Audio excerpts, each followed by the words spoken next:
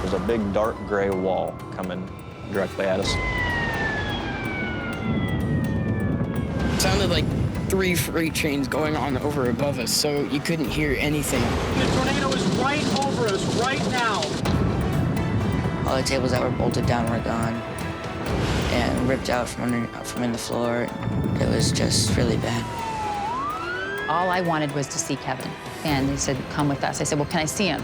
And I just said, come with us. And I thought, oh my gosh, there's something else here that they're not telling me. They used the word fatalities. From the Weather Channel, this is Storm Stories with meteorologist Jim Cantori.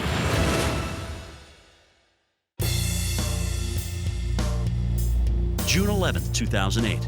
Violent weather is creeping across the plains of the Midwest. The warm, moist afternoon air of an early summer day is churned by an approaching cold front out of the west. A tornado watch is issued in western Iowa. We knew that this massive storm front was going to be coming through the area. After all, Iowa is known to be in Tornado Alley. But this section of the state bordering Nebraska has mostly been spared deadly twisters that sporadically wreak havoc in these parts. It's the tree damage, the farm outbuilding sort of thing, but nothing as far as for residents or any injuries. That's about to change as an unrelenting twister barrels straight for the area.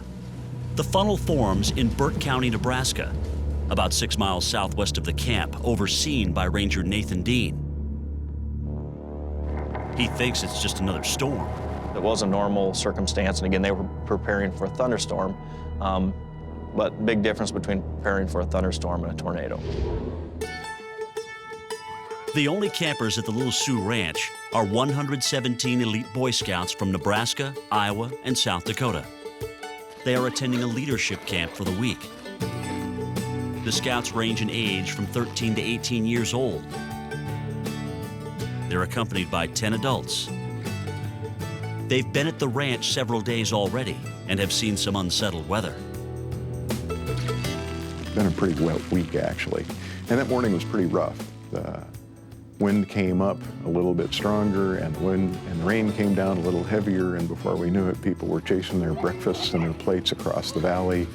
But the winds die down, and the boys get back to their routine, learning to use GPS systems in the wilderness.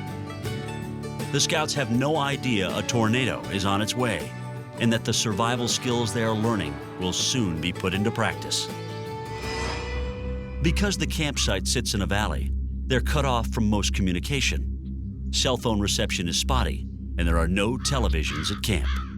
What we did have was a weather radio from NOAA that one of our adult staff, Dr. Denny Crabb, constantly monitored. Storm reports on the radio concern camp leaders enough they decide to make dinner in the shelters instead of outside. The red troop goes into the north shelter, and the green troop in the south shelter, about a half mile away.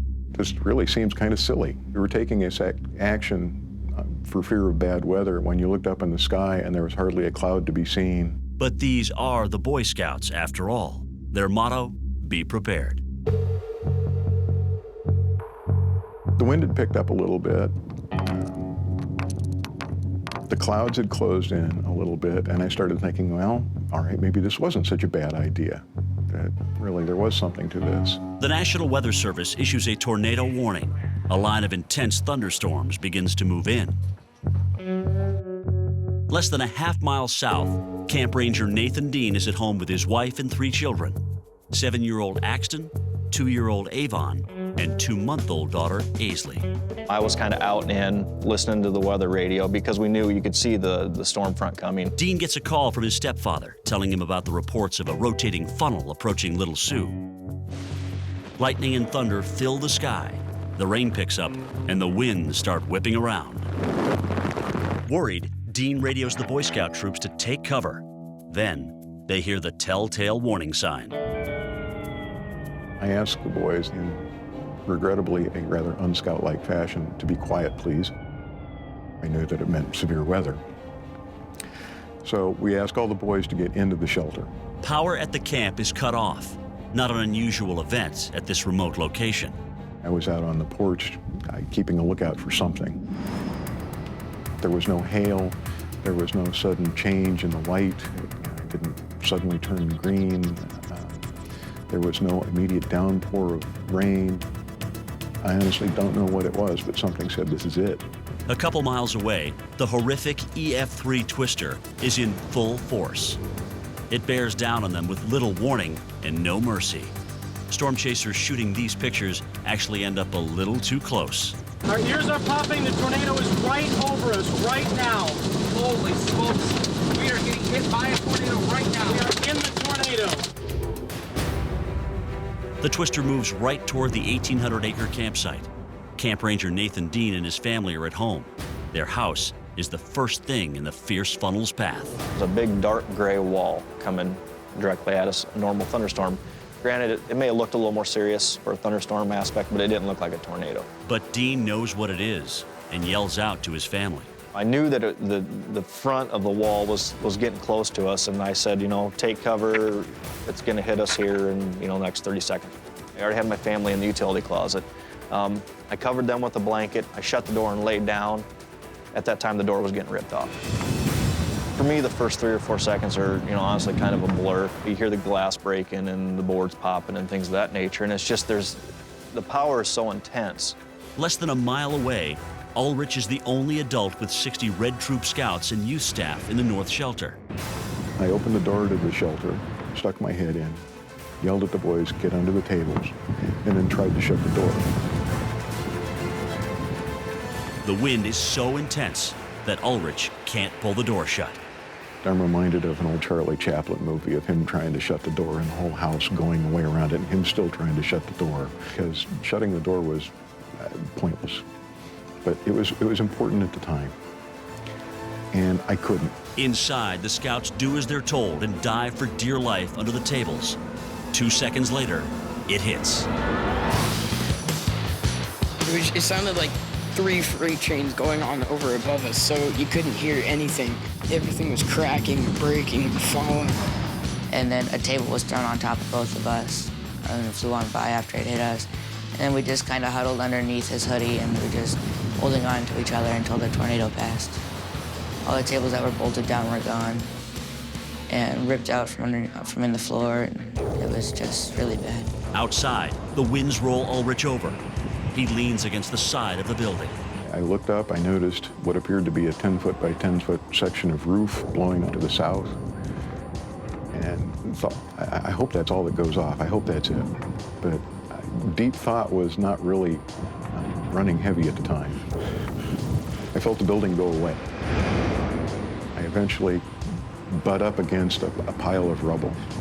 I did have the presence of mind to actually mentally tell myself, cover your head. And so I put my arms over my head and I waited. The twister tears its way across the camp, uprooting trees and tearing down power lines. It continues south, straight for the shelter where the Green Troop has taken cover. 46 Boy Scouts, 11 assistant scout leaders, and 1 troop leader are huddled inside. I heard the siren go off and I turned and saw the funnel cloud. It just seemed really surreal, and the gravity of the situation kind of really never hit until it hit. Assistant Scout Leader Patrick Mason and the others take cover. We just kind of hunkered down and put our hands over our heads and our faces between our knees. The sheer noise of the tornado is nearly unbearable. Like having your ears pop, except a lot worse, because it was just kind of like insane pressure difference. It wasn't just like flying in an airplane and there's like that uncomfortable feeling. And then there's kind of just the fear of what might happen, especially as you heard like the trees cracking all around you.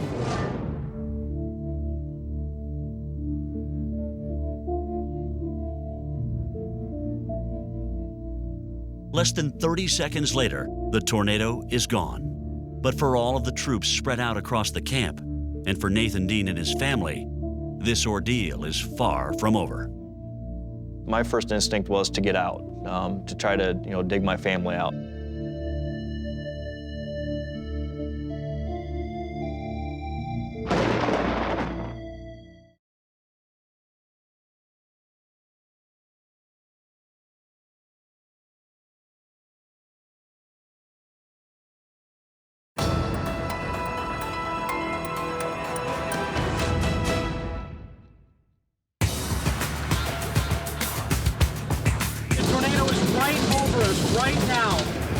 June 11th, 2008. An EF3 tornado with winds estimated at 136 to 165 miles an hour ripped through the Little Sioux Ranch campsite, filled with more than 100 Boy Scouts and leaders. Suddenly, all they've been taught about courage and preparedness is put to the test. The Green Troop at the South Shelter emerges shocked with minor injuries, but they quickly realize others at the camp may not have been so lucky. And I was kind of looking around to see, kind of look at the damage and kind of awe at it, and I noticed that the tornado had come from the ranger's house, so I yelled to Alex and said, we need to go check on the ranger. Two assistant scout leaders, Patrick Mason and Alex Lawson, walk to the ranger's house and see it's one massive pile of destruction. Nathan Dean and his family are trapped inside the rubble. My first instinct was to get out, to try to, dig my family out. I knew something wasn't right. I started screaming a little bit more, and that's the scariest part about the whole thing is basically being buried alive, and when is somebody gonna come and save you? And we heard them calling, help us, so we started saying, we're here, we're digging you out. 10 minutes later, one by one, the two assistant scout leaders pull Dean, his wife, and 3 children out of the destruction. The Deans and 2 of their children are fine, but 2-year-old Avon is crying. It sounds like he's in a bucket. He's having trouble breathing. He had a can around his head that kind of just was can and some other debris that was covering his face.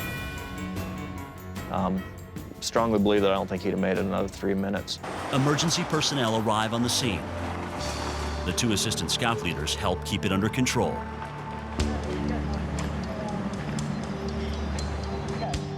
What are the chances, first of all, of getting hit by a tornado? Second of all, having, knowledgeable young men in camp that know what's happening or know what to do in something like this. It's a miracle the park ranger and his family survive. But bad news trickles in that the monster twister's damage isn't as forgiving to the rest of the Little Sioux campsite. We knew there was at least 40 to 50 injuries. And, seeing one and seeing the destruction of that residence, I could only imagine what we had. Less than a mile north from the camp ranger's house, the Red Troop shelter has also taken a direct hit. I stood up and looked around. The building was gone. There was debris around. There were scouts, I didn't say everywhere, but there were scouts scattered widely. Ulrich guides the Boy Scouts to help other members in need, boys with cuts and stuck under debris. The scout leader encounters his worst fear, a dead scout. I tried checking for a pulse. First I tried checking his carotid artery, and his head was down on his chest, such that I couldn't get my fingers to check that. So I checked both wrists and did not have a pulse. The scout leader moves on as the young men practice a couple of their scout laws, helping and obedience. When I ask a boy to do something, he did it. And not only did he do it, he did it in spades. He took care of the situation. He addressed, he assessed, he acted appropriately, and he took the initiative. Dr. Crabb, one of the scout staff members, comes from the administration building to help. I gave him my triage list that this boy was the most seriously hurt, and this one was the second, and this was the third, and this was the fourth. And so he went off to take care of them. 12 minutes later, fire and rescue personnel show up. They see a lot of trauma, broken bones, scouts trapped. Still in shock and some unaware of the consequences of the disaster, the Boy Scouts work furiously rescuing other scouts. They had removed most of the debris by the time we arrived, and just interacting and keeping everybody calm. It was a very, very calm scene. It was kind of surreal. The birds were singing, the sun started shining. The scouts were just marvelous. But there are more tragic discoveries. More boys who didn't survive the twister's direct hit.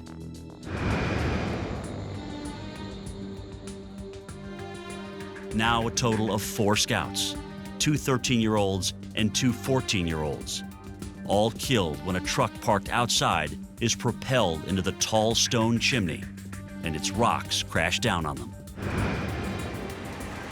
48 victims are taken to area hospitals. Some of the injuries are severe, some are life-threatening.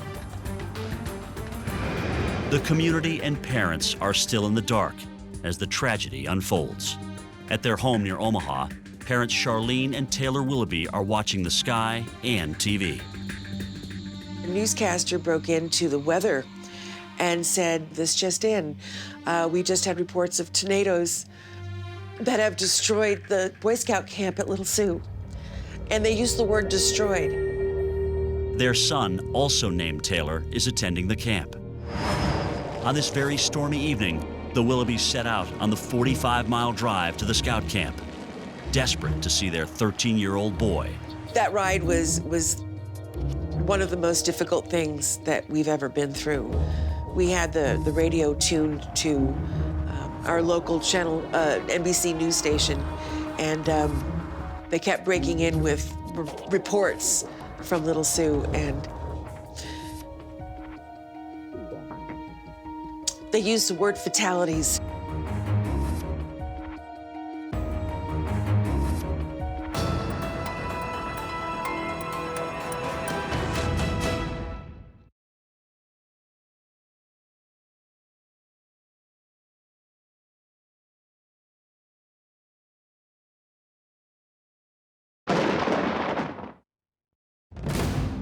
The EF3 tornado that flattens the Little Sioux Ranch campsite leaves tragedy in its wake.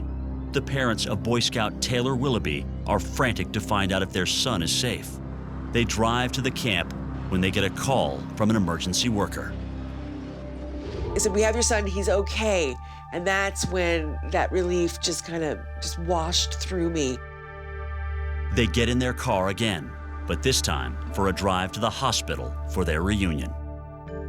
And his hair is just all standing up on end, and he was covered in dirt and mud.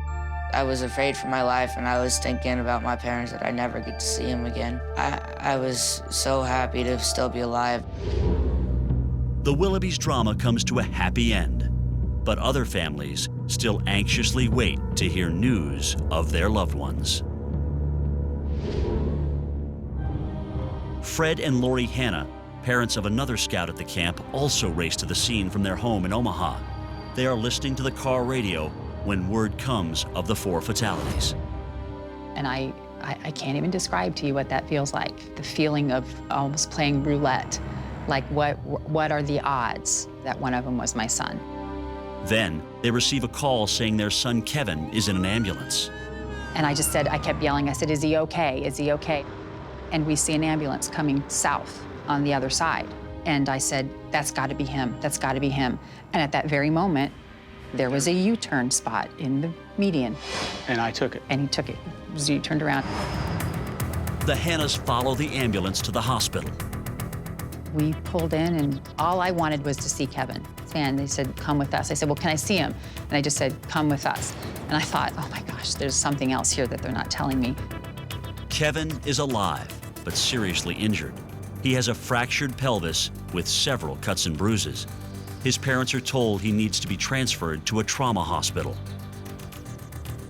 As Kevin is taken out to an ambulance, a heartwarming scene unfolds at the hospital. Then we saw they had brought more boys in, and they just had them in their stretchers on the side of the hallway, and the boys started calling out each other's names. There's Kevin. There's Corey. This is Alex. I'm Jacob. It's like they were roll calling each other, is what it looked like to me. Still checking. Just keeping track of each other still, even at that point. The Hannas hear Kevin's account of the horrific twister. The walls flew off of the building, the ceiling collapsed. I wasn't really holding on to anything, but I was trying to keep myself from flying away, and it was really scary.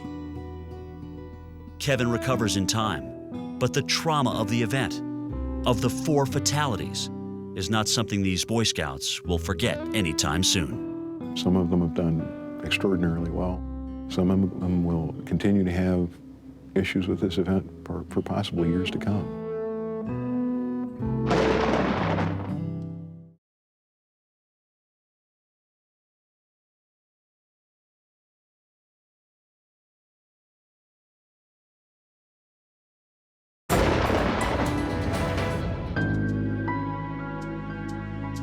The EF3 tornado that rips through the Little Sioux camp in west central Iowa leaves a trail of physical destruction that takes months to clean up. The landscape is ruined. The camp ranger's house ripped from its foundation. The north shelter torn apart. 4 Boy Scouts die.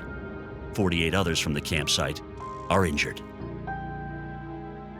Some of the survivors say that maybe the biggest lesson from this day is that the Boy Scout motto is more than just a motto.